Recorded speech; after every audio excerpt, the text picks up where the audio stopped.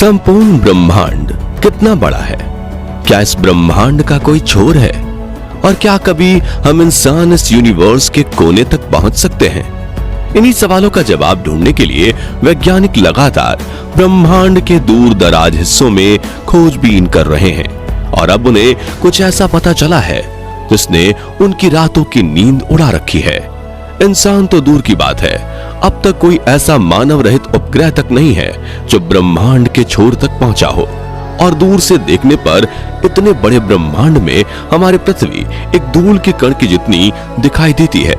इसलिए ब्रह्मांड को असीम और अनंत कहा जाता है और ब्रह्मांड का छोर आज भी एक बड़ा रहस्य है। लेकिन मॉडर्न टेक्नोलॉजी की मदद से अंतरिक्ष की डेटा रिकॉर्ड करके वैज्ञानिकों ने ब्रह्मांड के छोर के बारे में कई जानकारियां रिकॉर्ड की हैं जो हिला देने वाली हैं। और आज हम आपको पृथ्वी से लेकर ब्रह्मांड के किनारे की एक रोमांचक यात्रा पर ले जाने वाले हैं। तो अपनी कुर्सी की पेटी बांध लीजिए और तैयार हो जाइए ब्रह्मांड के कुछ अनसुने रहस्यों को जानने के लिए। दोस्तों, हमारे ब्रह्मांड में न जाने कितने गैलेक्सीज हैं और उन्हीं में से एक है मिल्की वे यानी आकाश गंगा। और इसी आकाश गंगा में बसे सौर मंडल में स्थित है हमारी पृथ्वी, जहां हम रहते हैं। और रात के समय पर आसमान में देखने पर हमें कई टिमटिमाते तारे दिखाई देते हैं जो कि हमारी आकाश गंगा में ही मौजूद हैं। चलिए अब पृथ्वी छोड़कर चलते हैं अंतरिक्ष में। और थोड़ी ही दूर से हमारी पृथ्वी कुछ इस तरह से दिखाई देती है, जिसमें हमें धरती पर नीले और हरे रंग की एक परत दिखाई देती है। यहाँ से हम सभी महाद्वीपों को आसानी से देख सकते हैं। चलिए आगे बढ़ते हुए चलते हैं इंटरनेशनल स्पेस स्टेशन पर, जिसे हम स्पेस के होटल भी कह सकते हैं। पृथ्वी की सतह से करीब 400 किलोमीटर की ऊंचाई में स्थित ये स्पेस स्टेशन अंतरिक्ष में इंसानों द्वारा बनाई गई सबसे बड़ी चीजों में से एक है। यहाँ पर स्पेस क्राफ्ट्स के लिए फ्यूल, इलेक्ट्रिसिटी और ऑक्सीजन जैसी जरूरी चीजों का अतिरिक्त भंडार किया हुआ है।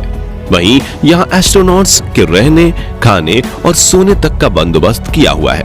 और दुनिया भर के स्पेस रिसर्चर्स, एस्ट्रोनॉट्स इस स्पेस स्टेशन पर जाकर अपना स्पेस रिसर्च करते हैं। आपको ये जानकर आश्चर्य होगा कि इंटरनेशनल स्पेस स्टेशन 28,165 किलोमीटर प्रति घंटे की रफ्तार से पृथ्वी की ऑर्बिट में परिक्रमा करता है, जिससे इसे पृथ्वी का एक चक्कर लगाने में 90 से 93 मिनट लगते हैं। और ये एक दिन में करीब 16 बार पृथ्वी के चक्कर काट लेता है। साथियों, दोपहर के समय ISS से पृथ्वी पर मौजूद समंदर और महाद्वीपों की आकृतियों को काफी आसानी से देखा जा सकता है। वहीं रात के समय में पृथ्वी के शहरों में जलती लाइट्स जगमगाते सितारों की तरह दिखाई देती है और ये नजारा काफी खूबसूरत होता है। इस स्पेस स्टेशन से थोड़ी और ऊंचाई पर जाने पर हमें अनेक सैटेलाइट्स का जाल दिखाई देता है। यहाँ इंसानों के द्वारा बनाए गए हजारों सैटेलाइट्स अर्थ की ऑर्बिट में परिक्रमा कर रहे हैं। इन्हीं सैटेलाइट्स की बदौलत हम मोबाइल, टीवी, रेडियो और इंटरनेट आदि का इस्तेमाल कर पाते हैं। अपने सफर में आगे बढ़ते हुए अब हम पहुंच चुके हैं चांद पर, जो कि पृथ्वी से 3,84,400 किलोमीटर की दूरी पर स्थित है। न जाने कितने अरबों सालों से चंद्रमा धूमकेतु और क्षुद्र ग्रहों की मार झेल रहा है, इसलिए इसकी सतह में कई बड़े बड़े गड्ढे भी पड़ गए हैं। चंद्रमा पर सूर्योदय कुछ इस तरह दिखाई देता है, लेकिन सूरज की ज्यादा रोशनी ना पहुंचने की वजह से चंद्रमा पर ज्यादातर अंधेरे का माहौल ही बना रहता है। वहीं पृथ्वी की बात करें तो जिस तरह पृथ्वी के आकाश में चंद्रमा का उदय होता है, ठीक उसी तरह से चंद्रमा के आकाश में भी पृथ्वी का उदय होता है। फर्क बस इतना है कि यहाँ से चंद्रमा का कद छोटा दिखाई देता है और वहां से पृथ्वी का कद बड़ा दिखाई देता है, क्योंकि चंद्रमा पृथ्वी से काफी छोटा है। चलिए अब हम सौर मंडल के जन्मदाता सूर्य की तरफ चलते हैं, जिसके बिना जीवन की कल्पना कर पाना असंभव है। पृथ्वी से सूरज की दूरी करीब 152 मिलियन किलोमीटर है। जब हम पृथ्वी से सूर्य को देखते हैं तो वो हमें एक छोटे चमकते हुए गोले की तरह दिखाई देता है, लेकिन असल में सूर्य इतना बड़ा है कि वो अपने अंदर एक दो नहीं बल्कि 13 लाख पृथ्वी को समा सकता है। वहीं सूर्य की ग्रेविटी इतनी ज्यादा है कि ये पूरे सोलर सिस्टम को कंट्रोल कर रही है। इसकी ग्रेविटी की वजह से मरकरी, वीनस, अर्थ, मार्स, जुपिटर, सैटर्न, यूरेनस और नेपच्यून जैसे 8 ग्रह, क्षुद्र ग्रह प्लूटो और अनेक चंद्रमा व धूमकेतु सूर्य की परिक्रमा करते हैं। इन्हीं ग्रहों, उपग्रहों और धूमकेतु से सूर्य के आसपास सोलर सिस्टम का निर्माण होता है और सोलर सिस्टम से थोड़ी और दूर जाने पर हमें हमारा सौर मंडल कुछ इस तरह से दिखाई देता है। दोस्तों, अब अपने सफर को आगे बढ़ाते हुए सौर मंडल के छोर पर चलते हैं। यहाँ धूमकेतु का एक विशाल समूह दिखाई देता है जिसे कुइपर बेल्ट कहा जाता है। कुइपर बेल्ट में करीब 1 ट्रिलियन से भी ज्यादा धूमकेतु मौजूद हैं, जो सौर मंडल को चारों तरफ से घेरे हुए हैं। ऐसा माना जाता है कि सूर्य का गुरुत्वाकर्षण बल यहीं पर आकर खत्म हो जाता है। अपनी यात्रा में आगे बढ़ते हुए हमारे सोलर सिस्टम के बाहर एक नए सोलर सिस्टम में चलते हैं जिसका नाम है अल्फा सेंचुरी, जहां एक नहीं बल्कि 3 सितारे एक दूसरे के चारों तरफ घूमते हैं। अब हम अपनी पृथ्वी से कुल 20 प्रकाश वर्ष दूर ग्लिस 581 प्लैनेटरी सिस्टम से रूबरू होते हैं, जिसका ग्लिस 581c नाम से जाने जाने वाला ग्रह देखने में बिल्कुल पृथ्वी की तरह है।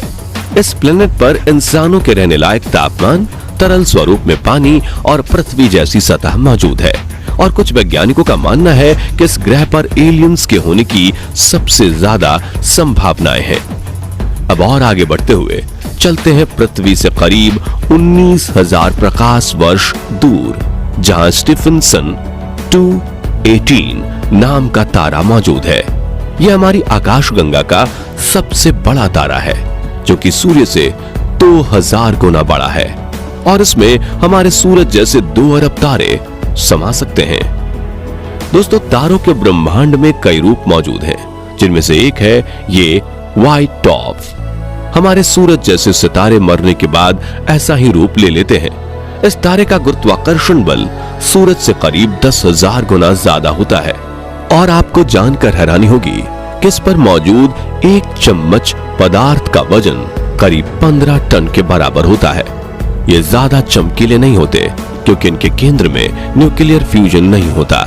वहीं हमारी आकाशगंगा में न्यूट्रॉन स्टार भी मौजूद है, जो आकार में हमारे सूरज से काफी छोटा है, लेकिन इसका गुरुत्वाकर्षण बल सूर्य से करोड़ों गुना ज्यादा है। इस तारे पर मौजूद 1 चम्मच पदार्थ का वजन 2 अरब टन के बराबर है। वैज्ञानिकों के अनुसार इस न्यूट्रॉन स्टार पर भी जीवन संभव है, लेकिन अगर यहाँ पर कोई जीव बसते भी होंगे तो ऐसे जीवों की आयु सिर्फ कुछ मिलीसेकंड्स की होगी। अब अपने सफर में थोड़ा और आगे बढ़ते हैं। हम देखते हैं हमारे गैलेक्सी मिल्की वे को, जिसमें 1 अरब न्यूट्रॉन स्टार मौजूद है और 10 अरब व्हाइट डॉर्फ भी मौजूद हैं। वहीं हमारी गैलेक्सी में करीब 100 अरब प्लैनेट्स मौजूद हैं, अनगिनत धूमकेतु मौजूद हैं और न जाने ऐसे कितने ऑब्जेक्ट मौजूद हैं जिन्हें अभी तक हम जान ही नहीं पाए हैं।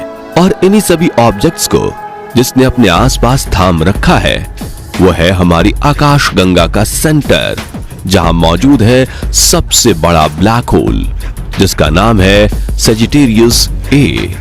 मिल्की वे आकाशगंगा को लेकर एक रोमांचक तथ्य ये है कि ये इतनी ज्यादा बड़ी है कि अगर लाइट भी इसके एक कोने से दूसरे कोने तक जाए तो उसे भी इस सफर को पूरा करने में 1 लाख साल लग जाएंगे। साथियों, अब हम अपने मिल्की वे गैलेक्सी से बाहर निकलकर इंटरगैलेक्टिक स्पेस में आ चुके हैं, जिसमें हमें मिल्की वे गैलेक्सी से भी बड़ी गैलेक्सीज दिखाई दे रही हैं, जिनमें से हर 30 गैलेक्सीज के समूह को लोकल ग्रुप के नाम से जाना जाता है। अब हम देख रहे हैं विगो सुपर क्लस्टर, जिसमें सैकड़ों लोकल ग्रुप शामिल हैं। ये सुपर क्लस्टर 110 मिलियन प्रकाश वर्ष में फैला हुआ है। अपनी यात्रा और आगे बढ़ाते हुए हमें विगो सुपर क्लस्टर जैसे सैकड़ों सुपर क्लस्टर्स दिखाई दे रहे हैं, जिसे वैज्ञानिकों ने लेनियेकिया सुपर क्लस्टर नाम दिया है, जिसमें करीब 1 लाख गैलेक्सीज शामिल हैं। लेनियेकिया सुपर क्लस्टर से थोड़ा दूर जाने पर हमें इसके जैसे कई बड़े सुपर क्लस्टर दिखाई दे रहे हैं और ज्यादा दूर जाने पर हम देख सकते हैं हमारे ब्रह्मांड को, जिसमें लेनिकिया सुपर क्लस्टर भी एक छोटे बिंदु की तरह दिखाई दे रहा है और यहां से देखने पर पृथ्वी या सौर मंडल तो दूर की बात, मिल्की वे गैलेक्सी को भी देख पाना नामुमकिन है। अब शायद आपको हमारा ब्रह्मांड काफी बड़ा लग रहा होगा, लेकिन ये बात जानकर आपका दिमाग घूम जाएगा कि ये सिर्फ हमारा अनुमानित ब्रह्मांड है। और कुछ वैज्ञानिकों के मुताबिक 13.8 मिलियन सालों पहले एक बिग बैंग हुआ था। तब से लेकर हमारा ब्रह्मांड फैल रहा है। गैलेक्सीज एक दूसरे से दूर जा रही हैं। ऐसा इसलिए क्योंकि ब्रह्मांड का ना ही कोई सेंटर है और ना ही कोई छोर, यानी इंसानों का ब्रह्मांड के छोर तक पहुंचना लगभग नामुमकिन है। इतना ही नहीं, कुछ वैज्ञानिकों का तो यह भी कहना है कि अंतरिक्ष में हमारे ब्रह्मांड जितने और भी कई ब्रह्मांड मौजूद हो सकते हैं। यानी कि हम ये कह सकते हैं कि अंतरिक्ष की कोई सीमा नहीं है और हम इंसान हजारों सालों तक भी स्पेस एक्सप्लोरेशन करेंगे, फिर भी शायद ब्रह्मांड के 1% हिस्से को ही जान पाएंगे। मतलब अगर आप स्पेस साइंटिस्ट बन जाते हैं तो पूरी जिंदगी आपका काम खत्म नहीं होगा। तो दोस्तों, अगले 100 सालों में क्या हम इंसान हमारी आकाश गंगा मिल्की वे को पार करके किसी दूसरी आकाश गंगा में इंसानों के रहने लायक ग्रह ढूंढने में कामयाब हो सकते हैं, या ये सोच सिर्फ सपना बनकर ही रह जाएगी? इस बारे में अपनी राय हमें कमेंट में जरूर बताएं और वीडियो पसंद आया हो तो इसे लाइक और शेयर करने के साथ ही ऐसे इंफॉर्मेटिव वीडियोस देखते रहने के लिए हमारे चैनल को सब्सक्राइब और फेसबुक पेज को फॉलो जरूर कर दीजिए। धन्यवाद।